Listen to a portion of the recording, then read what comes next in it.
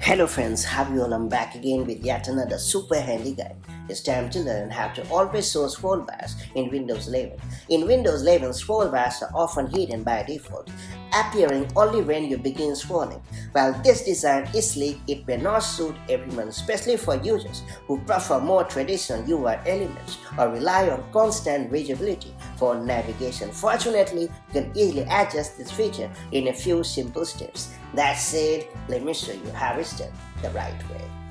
So first we have to launch the settings app on your computer, and then you have to select the accessibility option from the left sidebar, and then you have to choose the visual effects option, and then you have to turn on the toggle right next to always show scroll bars. This will ensure that scroll bars remain visible at all times, regardless of whether you are actively scrolling or not. This change can significantly enhance the user experience for those who rely on visual aids or prefer to see all navigational elements upfront.